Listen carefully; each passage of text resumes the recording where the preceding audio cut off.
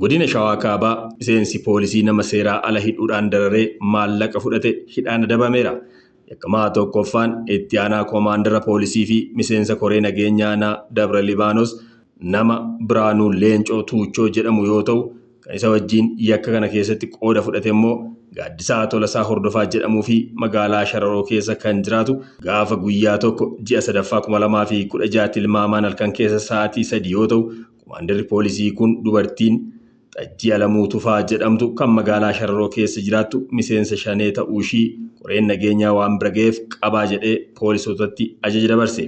Poolisoonnis sadaasa 3/2016 tilmaamaan halkan keessa sa'aatii 3tti mana ishii dhaquudhaan daa'ima ishii kan waggaa 8 wajjin qabanii mana hidhaatti darbatan.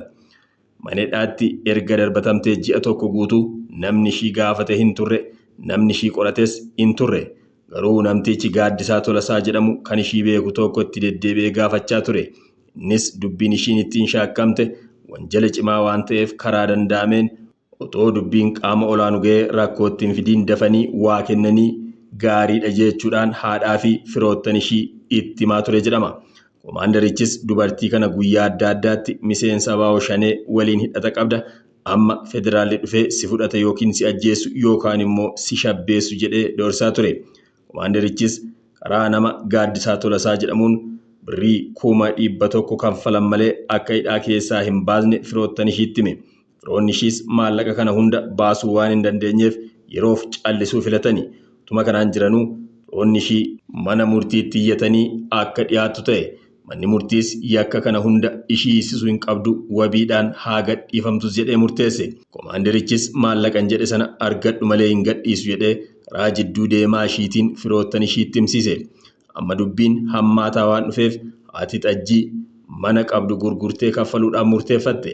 Amma manni gurguramutti namarraa birrii 100,000 liqeeffattee karaa himatamaa lammaffaa Gaaddisaa Tolasaatiin koomaandarichaaf gaafa muddee 26/2016 ganama keessaa tilmaamaan sa'aatii 3tti magaalaa Shararoo iddoo addaa hoteela Xaanaa jedhamutti kaffalame. Koomaandarichis guyyaa 2 booda Xajjii fi daa'ima ishii kan wajjin hidhamte hidhaadhaa gadi lakkise. Koomaandarichi kana malees nama Dassaaleny Lammaa, Wallasaa Gabrahiyootii fi Tafarii Shifarraa jedhaman karaa seeraa ala ta'een hidhuu fi hidhaarraa gadhiisuuf matta'aa gaafachuun beekameera. Haaluma kanaan miidhamaa dhuunfaa Dassaaleny Lammaarraa birrii 50,000, nama Mallasaa Gabrahiyoot jedhamurraa immoo birrii 33,000, waliigala birrii 100,000 fi 83,000 fudhachuun isaa mirkanaa'eera. Dhumarrattis yakki koomaandarri poolisii kun hojjete waan bira ga'ameef waa'ee isaa kan namootarraa maallaqa fuudhee kennuuf wajjin hidhamani.